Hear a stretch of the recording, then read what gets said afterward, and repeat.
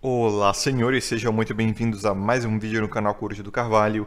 E o vídeo de hoje é trazido a vocês através da doação de um usuário anônimo. E eis o que ele tem a dizer. Olá, Coruja. Certo dia, enquanto navegava pelo Insta mais nichado na comunidade maromba, tinha um vídeo de um influencer respondendo uma caixa de perguntas com a seguinte mensagem: é normal o cara usar Durateston e tomar Tadalafila? Ele responde de forma humorizada com gírias. É normal sim, porque o homem gosta de causar sempre uma boa impressão no primeiro encontro, macetar com concreto. Logo, fui dar uma olhada nos comentários. A galera mais nichada zoou junto e falou de vários outros fármacos, dando até nome, como kit ator pornô. Mas, no entanto, entretanto, todavia, um comentário de um ser me abriu a reflexão. Estava assim: nossa, que geração de homens fracos. Um pouco mais abaixo tinha uns virtuosos dizendo: nunca precisei usar, sempre foi assim e sem essas coisas. Minha reflexão é a hipocrisia de por que os homens, quando usam alguma coisa para melhorar a sua performance, seja sexual, física ou financeira ou psicológica, ele é menos homem, enquanto um ser usa unhas e cílios postiços, procedimentos capilares, maquiagem e cinta legging modeladora e são empoderadas. E Anônimo, muito obrigado pela sua doação e pelo excelente assunto de vídeo. Lembrando a vocês, senhores, que se quiserem ajudar aqui o canal com uma doação e promover um assunto de vídeo, o link se encontra aqui na descrição e no comentário fixado. Vocês também podem se tornar membros aqui do canal e ter acesso aos benefícios, como vídeos privados e bate-papos que eu tive com outros criadores de conteúdo e a galera do Discord. Mas caso queiram apoiar o conteúdo de maneiras gratuitas, vocês podem sempre deixar um like, se inscrever, ativar as notificações, compartilhar o vídeo, que é muito importante. E, é claro, ficar à vontade aí na seção dos comentários, como sempre. Vamos a esse assunto, né? Quando o Anônimo falou disso aqui, eu só consegui lembrar do livro Homem Domado, de Esther Vilar, onde ela faz a introdução ao que o Raccoon chamou de o fardo da performance. Esther Vilar não falou com essas palavras, né? Não usou essa terminologia, mas o Raccoon usou e acho fenomenal. O vídeo dele está aqui no comentário fixado, e lá ele fala que o homem, hoje, ele tem que manter o frame sempre para estar dentro de um relacionamento. E isso não só um relacionamento que tem fidelidade, com essas questões sociais aí, mesmo um relacionamento casual, mesmo para estar na ativa, né? Para estar conseguindo alguma coisinha. E para isso ele tem que estar sempre fazendo academia. Ele também tem que ter um tipo de metrosexualidade, porque a forma com a qual ele vai se cuidar, né? Que ele vai cuidar da sua aparência já não é mais a níveis normais, entendeu? Não se ele quiser ter algum tipo de resultado, se é que vocês me entendem. Outra coisa é o fardo da performance no trabalho. O cara tem que estar sempre ambicioso. Se ele tiver dentro de um relacionamento mais sério, assim, né? Ele vai ter que estar sempre mostrando para sua parceira que ele tá ganhando mais, entendeu? Ou no mínimo ele tá tentando ganhar mais, ele tem que mostrar um frame de ambição, assim e tal. E aí você entende essa lógica a partir principalmente da comunidade PWA que a gente tem aqui no YouTube, né? Como a gente chama. PWA vem da sigla Pickup Artists, que na tradução livre para o inglês é artistas da sedução, vamos pôr assim. Esse manual do homem moderno, esses nerd sedutor, aquele Fê Alves, né, do sedutor nato, tipo, você vê o nome, já é cringe, tá ligado? É cringe usar a palavra cringe, mas os caras me fazem usar a palavra cringe. Pra quem não sabe, cringe é vergonha alheia do inglês, né? Uma gíria popular aí de internet pra vergonha alheia. E tem muitas mulheres adentrando esse mercado também, né? Elas ensinando como seduzir para homens. Então, você já imagina aí como esse mercado ele tá lotado, né? Tá muito saturado de fato e é um mercado extremamente enviesado que não vai fazer você ter sucesso, cara. Comprar curso desses caras, fingir quem você não é e tentar desenvolver habilidades sociais as quais você não necessariamente está querendo desenvolver e nem precisa desenvolver para o seu avanço pessoal, é só para ter algum sucesso no mercado de relacionamentos que, por vários motivos que eu já citei aqui, está completamente falido, periculoso e caro para o homem, não está valendo a pena de forma nenhuma. Poxa, eu não tenho outra palavra a dizer senão vergonha alheia de fato. Mas enfim, é um mercado grande, é um mercado rico, gera muito dinheiro, gera muita propaganda aqui para a plataforma, gera muita receita. Então, assim, é que nem jogo de azar, né, irmão? É igualzinho. Essas paradas de blaze aí, não sei o que, o brasileiro ele gosta dessa cultura, né? Dessa cultura de ser enganado. E eu vejo que o Brasil ele é um país que, ele, como eu disse, ele tem muita cultura do oba-oba, então ele vai, obviamente, ser bem centrado na opinião feminina por conta disso, né? Então a maior parte dos homens está muito preocupado com a projeção social dele em relação à opinião feminina. Opa, como é que elas vão me entender? Como é que elas vão me ver? O que é que elas vão achar de mim, sabe? E eu já vi marmanjo, tipo, se transformar da água pro vinho na presença feminina. Eu já vi marmanjo virar as costas para a família por causa de opinião feminina. E às vezes de uma moça a qual ele nem estava se relacionando. Às vezes, de uma guria que ele nem conhecia, tá ligado? Então, aqui na nossa comunidade, a gente tem um argumento que quebra mais o determinismo sociocultural, né? A gente traz aqui umas verdades a respeito dos determinismos biológicos humanos, instintos, determinismos de comportamento, como as pessoas vão naturalmente reagir a determinados estímulos e tal. Só que, muito frequentemente, usa-se isso como escapismo, né? Usa-se o determinismo biológico como desculpa para algum tipo de desvio ou vício de conduta. E aí vai dizer, não, um homem é assim mesmo, isso aí é um determinismo biológico, não tem muito como lidar. Ou então o cara vai usar isso às vezes como uma forma de vitimismo, né? Mesmo que seja leve. Do tipo, é brutal, cara, é brutal a natureza masculina e não sei o quê. Só que no fim das contas, ele tá usando muito esses gatilhos como uma escapatória da própria responsabilidade. Do tipo, irmão, se você está agindo dessa forma, sendo que você tem plenas faculdades mentais e emocionais, é porque você está deixando, né? Tudo bem, existe uma força que te puxa, etc. Mas você é mais forte que essa força ou você é mais fraco que ela? Então, assim, eu acho que o homem deveria, de todas as formas, se envergonhar por ser domado pelos seus instintos, né? Porque isso até apela para o orgulho masculino da força, né? Se você se deixa domar pelos seus instintos, pelos seus determinismos biológicos, você acaba se tornando um fraco. E o pior tipo de fraco é aquele que não vence a si mesmo, né? O fraco não necessariamente é aquele que não consegue vencer os desafios do mundo. É o cara que não consegue vencer os desafios internos. Porque, pô, como é que você consegue ser mais fraco que você mesmo? Então é vergonhoso de fato. Então, muito a sociedade vai dizer que o homem fraco é aquele que ele não está gerando valor para ela, né? Porque a sociedade, ela vamos tratar ela aqui como um arquétipo, como um ente singular formado por uma amalgamação de indivíduos. Daí a gente dá o nome dela de Matrix, né? Que a Matrix ela é formada por vários indivíduos, mas a gente está botando ela como se fosse um ente só. Então, a Matrix ela tem uma função muito importante na nossa mente, que é fazer nós nos adequarmos a ela. E ela usa muitos gatilhos psicológicos que a gente tem para buscar a validação do grupo e das pessoas que a gente gosta, de pessoas que a gente acha importante, para acabar obedecendo essas ordens, né, e diretrizes sociais. Então a Matrix, cara, ela é muito egoísta, tá? Ela é muito egocêntrica, ela quer que todos a obedeçam, ela quer tudo para si. E ela não vai ter problema nenhum em chutar o indivíduo que faz parte dela, mas que não está obedecendo. É isso que o coletivo faz, é isso que o grupo tende a fazer, né? No seu grupo de amigos, por exemplo. Aquele que começa a, entre aspas, trair o grupo, né? Ou que eles sentem que não está se comportando de acordo com as diretrizes do grupo, ou o cara que não está gerando valor e tal, eles tendem a excluir ou até a perseguir. E muitas vezes, como diz aquele filme A Onda, né? Pô, quem não assistiu aquele filme no ensino médio, né? Em sociologia, A Onda, filmaço, mano, muito bom. E aquele filme mostra muito bem a natureza humana, né? Como nós, seres humanos, temos um sensor de obediência ao grupo inato dentro de nós e eventualmente a gente vai buscando validação, a gente vai automaticamente botando um líder ali na parada, a gente vai criando regras, a gente vai se organizando de forma, entre aspas, inconsciente. Sem perceber, um grupo vai surgindo ali. Por quê? Porque é memória genética, irmão. A gente evoluiu como ser tribal. Então lá dentro vai ter o que Jung chamava de ânima e ânimos, né? A ânima é o que é socialmente aceito que mulheres façam, tá? Na visão de Jung. Como, por exemplo, é naturalmente aceitável em todas as civilizações do mundo que mulheres façam o trabalho de cuidar de crianças, por exemplo. Em todas as civilizações do mundo, até por memória genética, por memória evolutiva, nós determinamos que o trabalho feminino é cuidar de crianças. Elas até preferem isso, faz parte também do próprio gosto delas, do sistema de recompensas ali, né? Elas se sentem mais à vontade nesse tipo de trabalho que os homens.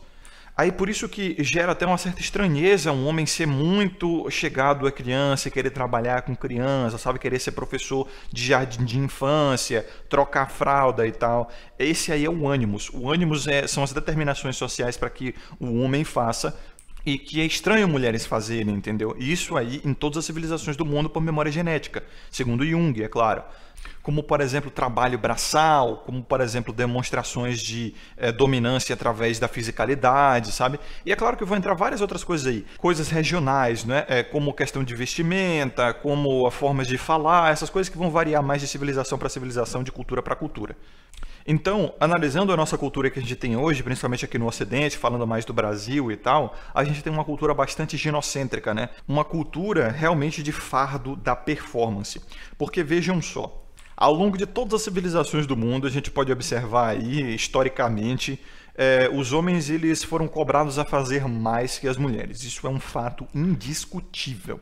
Então, quando a gente fala assim sobre um sistema ancestral de opressão, ele está muito mais sobre o homem do que sobre a mulher. Os homens morreram e ainda morrem mais, eles ainda são a maior parte dos analfabetos, eles ainda são a maior parte dos moradores de rua, eles ainda são a maior parte dos que estão abaixo da linha da pobreza, eles ainda são até a maior parte esmagadora dos que sofrem homicídio, né? 11 vezes mais que as mulheres. Então, na verdade, existe um androcídio aí na sociedade, não um feminicídio, como gostam de dizer. Mas, enfim, isso é só para mostrar para vocês como na nossa sociedade, de fato, o homem ele recebe muito menos atenção, muito menos recursos em geral, tá? E até por determinação dos próprios homens, porque eles não reclamam tanto a respeito disso e tem todo motivo para reclamar, mas parece não estar muito aí para isso, né? Mas veja só como a natureza humana funciona, né? O homem ele sabe que ele não vai ter valor nenhum se ele for um, entre aspas, reclamão. O homem ele sabe que se ele falar das suas mazelas, seja para sua parceira, seja para outros homens, seja para qualquer um, ele vai ser taxado como fraco, né? Então, é claro que vai ter aquele argumento, né? Os homens deveriam falar mais dos seus problemas, os homens deveriam se abrir mais. Aí, quando o homem faz isso, ele perde completamente o seu crédito social e é taxado como fraco. Então, eu vejo isso só como um cheat teste social mesmo. Uma tentativa de fazer o cara que é socialmente tratado como fraco se expor para que ele seja atacado. Então a Matrix, né, a sociedade, como esse ente metafórico que eu estou falando, ela é muito esperta. Ela realmente vai fazer você cair em umas lábias, em uns cheat testes assim, para que você se exponha, e aí ela vai te atacar sem pena para tentar te destruir, porque ela vai detectar você como fraco. Então assim, venha, se exponha, fale das suas fraquezas, fale dos seus sofrimentos. E aí, irmão, tu vai tomar uma porrada de lançada social aí, né? Sem falar que você vai ter esses seus segredos e essas suas fraquezas usadas contra você. Quem é homem sabe muito bem, quem já passou por isso sabe muito bem como é que acontece. Então, como diria o Richard Dawkins, né, a respeito do gênio egoísta, ele fala que os indivíduos, eles têm um mecanismo que vai tentar satisfazer a sociedade. Por quê? Porque o ser humano ele evoluiu em tribo, então ele sabe que a sobrevivência dele depende da tribo, mas ele também vai ter um mecanismo de sobrevivência, que é o tal do gênio egoísta, que é um sistema de autoprioridade, né? Então, o homem ele pode se sentir tentado sim a obedecer ordens sociais e a buscar a validação do grupo e tal, mas ao mesmo tempo ele tem dentro de si uma certa desconfiança a respeito do grupo, porque ele sabe que o grupo não necessariamente vai estar com seus interesses em mente. Então, assim, é aquela coisa que às vezes até opera muito no inconsciente ou no subconsciente do indivíduo ali. Beleza, eu quero me adequar ao grupo, eu quero ganhar validação, eu quero ajudar o grupo, mas e o meu, sabe? E os meus interesses? Peraí, se eu descumprir essa regra aqui, será que eu não levo mais vantagem? Se eu trair meu grupo, será que eu não levo mais vantagem? Então, meio que dentro do indivíduo rola essa briga aí entre duas vozes, vamos pôr assim, tá? De forma figurativa, de forma grosseira, vulgar, tô falando. Leia um livro, O Gênio Egoísta, do Richard Dawkins, para entender melhor. Então o homem ele sabe que muitas vezes nessa situação ele quer ficar calado, sabe? Ele quer ir pro canto dele e ficar quieto e resolver os problemas sozinho, sem falar com ninguém e tal. Então é meio que natural do gênio egoísta do homem, até como uma forma de autodefesa aos ataques da Matrix, né? Aos ataques oportunistas e ao canto da sereia da Matrix, de fato, de tentar chamar o cara para ele desabafar e soltar os seus problemas e contar os seus segredos e ser mais sensível. É natural que o homem se autodefenda disso com o silêncio. Do tipo, eu sei que esses caras estão querendo me trair, estão querendo me sacanear, tá ligado? Então eu vou ficar na minha aqui. Então esse é o instinto de sobrevivência, né? Quem é homem sabe. Muitas vezes a gente tem que confiar na nossa intuição, no nosso instinto de sobrevivência. E infelizmente eu vejo que os homens eles estão perdendo contato com esse instinto, cara. Porque de fato ele não está sendo mais estimulado, entendeu? Ele não está sendo exercitado esse instinto. Ele é como se fosse um músculo mesmo. Então os caras realmente estão atrofiando essa qualidade. Quem já passou por uma situação periculosa aí sabe que é como se no anime Baki, né? Quem assiste aí Baki, o lutador, sabe que existe realmente um sexto sentido aí no masculino, que é um instinto de sobrevivência. Que ele se ativa mesmo em situações periculosas e tal, que podem realmente salvar a sua vida. É claro que no anime a coisa é muito mais fantasiosa, né? Porque ali é uma ficção, mas pode ser algo parecido com isso. Tipo um colega meu que uma vez bateu o carro e, meu irmão, o carro perdeu o controle na pista e começou a derrapar, entendeu? E a forma com qual ele usou o freio de forma consciente e estava virando o volante da maneira certa para reganhar o controle do carro e sobreviver, nem ele sabia como ele fez aquilo, tá ligado? Ele dirigiu tão bem quanto ele nunca fez na vida. E aí muitos vão dizer que foi a mão de Deus, né? Você foi salvo e tal. Não, cara, era uma qualidade, era um instinto que tinha ali dentro da cabeça dele, pronto para ser ativado, né, no momento certo. E é isso, na situação de vida ou morte, todo o seu ser, né, mente, corpo e até espírito, talvez, fazem um esforço conjunto para sobreviver. Então, assim, voltando ao fato da performance masculina na sociedade, né? Se a gente for ver um dos livros mais importantes para entender a nossa comunidade aqui e o fato dos homens seguirem o seu próprio caminho, né, etc., que é O Homem Domado, de Esther Vilar, palavras dela, né? Ela vai dizer que na nossa sociedade existe de fato uma tentativa de escravizar homens de formas até muito sutis, como a respeito das determinações de vestimenta, por exemplo. Então ela vai dizer que às mulheres é reservado o direito, né, de usar anéis, de usar brincos, de usar colares, de usar roupas com cores mais claras, de cultivar o cabelo longo. Por quê? Porque esses são sinais de mulheres da corte, vamos pôr assim, né, de mulheres de alta classe. De mulheres que não fazem trabalho braçal, porque a gente sabe muito bem, unha grande, cara, atrapalha muito o trabalho braçal. Cabelo grande atrapalha também por causa do calor, do suor e tal. Roupas claras sujam muito fácil, né? Adornos também atrapalham, é um peso extra, né? Pode prender em algum objeto no qual você está trabalhando manualmente. E de fato, se a gente observa a cultura, a gente vai ver que esses adornos aí eram coisas da galera da alta classe, tá? Para você ver, maquiagem foi inventada e usada por homens, certo? Só você ver a época vitoriana. Unhas grandes e pintadas também era usado por homens, inventado e usado por homens na alta classe. Salto alto, a mesma coisa, tá? Roupa rosa, tá? E roupas de cores claras também. Brincos, colares, todos esses tipos de adornos foram inventados e eram usados por homens da alta classe. Culturalmente, né, o tempo foi passando e culturalmente isso foi atribuído mais às mulheres, e os homens meio que perderam esse direito social, né, de usar esses atributos aí. Então veja, segundo Esther Vilar, ela vai dizer que o homem ele tem esse fardo da performance, não poder usar, né, esses adornos e tal, justamente porque a ele foi atribuído o trabalho braçal. Isso até mesmo aos homens de alta classe. Porque você vai ver um homem de alta classe, o que é que ele está usando? Ele não vai usar pulseirinha. Se ele usar anel, vai ser o anel, como a mesma Esther Vilar diz, né? É um anel para simbolizar que aquele homem já foi domado por uma mulher. É o único anel que ele pode usar, tá ligado? Colar também ele não vai usar, a menos que seja uma coisa bem minimalista ali, e muitas vezes com a intenção de aumentar o seu VSM, né? Como um atributo assim para mostrar para as mulheres que ele tem dinheiro, que ele, né, pertence a algum grupo de valor e tal. E aí você vê, roupa de homem de alta classe é uma coisa bem minimalista, cara. São roupas com cores neutras, que ao sujar não evidenciam ali a sujeira. Veja só, tem algo mais elegante em alta classe para um homem do que um terno? Não, né? O terno é tipo, epítome da classe masculina, e é uma coisa extremamente minimalista, sempre é cinza ou preto, né? Bem cortado ali e tal, bem junto ao corpo, sem muito adorno, sem muita pompa. Agora, as mulheres de alta classe, elas costumam ter uma coisa muito mais pomposa, muito mais chamativa, com cores muito mais vibrantes, não é?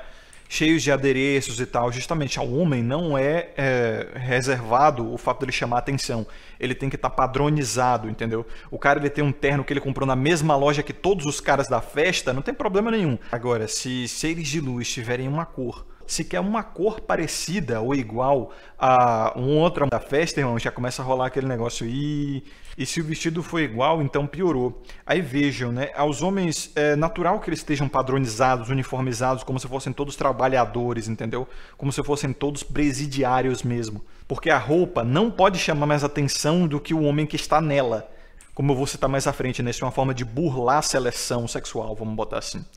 Unhas têm que estar bem cortadas, né, por conta do trabalho braçal. Cabelo longo também não é uma coisa tão normalizada. Maquiagem, homem não pode usar de forma nenhuma.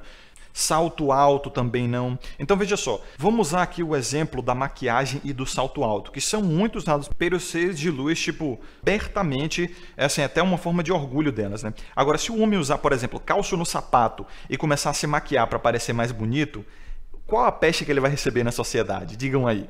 Isso por quê? Porque socialmente não é admitido que o homem trapaceie na sua performance. Porque um homem que está trapaceando a respeito da sua altura, ele está burlando a seleção sexual feminina. Ele está mostrando a ela uma altura que ele não tem.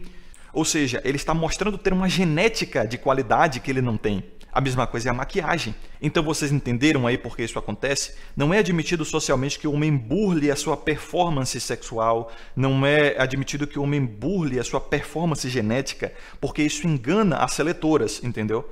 E elas não querem ser enganadas, elas querem saber exatamente qual a qualidade da sua genética sem nenhum tipo de macete, sem nenhum tipo de trapaça. Agora, o contrário não é verídico. Veja só, elas podem usar maquiagem tranquilamente, podem usar salto, podem inclusive maquiar literalmente, né, o seu VSM, né? Tipo, ser uma nota 5 e usar maquiagem, salto e um monte de coisa para virar uma nota 8. Tipo, o Instagram ele é justamente isso, entendeu? E os homens não têm problema nenhum com isso. Eles não se sentem necessariamente enganados, entendeu? Porque se o homem falar sobre isso, né, tipo, celulite, estria, maquiagem, não sei o que que vão chamar ele, né, na sociedade? Vão dizer que ele está botando defeito, que ele se esforça para gostar, que ele deve ter algum desvio da sua sexualidade e tal. Então veja como a Matrix ela é muito esperta. Ela quer manter o poder na mão de quem seleciona a genética, né? Quem seleciona a qualidade dos machos e tal. O homem não pode ter poder nenhum de reclamar, ele tem que aceitar tudo que vier, porque senão ele vai ser chamado disso e daquilo, não sei o quê. O mesmo vale, obviamente, para o cara que usa um veneninho, para o cara que toma suplemento. Se o cara ele estiver fazendo qualquer coisa que facilite a jornada dele como homem e principalmente facilite o caminho dele até gerar atração às mulheres, ele vai ser rechaçado de todas as formas, porque isso é tido socialmente como uma forma de burlar as seletoras, de enganar o júri genético, entendeu? Então é por isso que os caras ainda têm essa coisa de não, eu sou natural, eu não sei o que, eu faço tudo como homem, eu faço tudo de forma braçal, de forma rudimentar e etc e tal. Por quê? Porque quanto mais natural, mais a sua genética vai parecer limpa, né? Sem nenhum macete para burlar ela. E isso obviamente é do interesse feminino, não do seu interesse. Então veja como o cara ele até se sacrifica no fim das contas para manter o poder de seleção na mão das mulheres. Mas assim, eu não estou dizendo que você, por conta disso, tem que tomar veneno, tem que usar calço no sapato. Não, cara. Eu só estou te atentando para como a sociedade realmente funciona, tá? Então veja que os seres de luz não têm nenhuma preocupação com isso. Usam maquiagem mesmo, usam salto mesmo.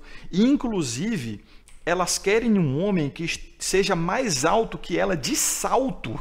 Veja só, o homem mais alto que ela sem salto, mas mais baixo que ela com salto, já não é um bom homem. Tem que ser mais alto que ela de salto, irmão. E a pior parte é que os homens aceitam isso, eles continuam se relacionando com essas regras, tá ligado? E ao meu ver, isso é colaboração direta com esse tipo de atitude. Os caras estão dignificando essa atitude, positivando essa atitude, aceitando esse tipo de coisa, estão colaborando com isso. Estão sendo omissos, né? Então, eles merecem esse tipo de tratamento porque eles aceitam, então dane-se. Então, eu realmente espero ter abrido a mente de vocês a respeito disso. Senhores, a vocês que acompanharam até aqui, um forte abraço. Lembrem-se de sabedoria e consciência sempre. Aqui é o Coruja. Vejo vocês no próximo vídeo e até mais.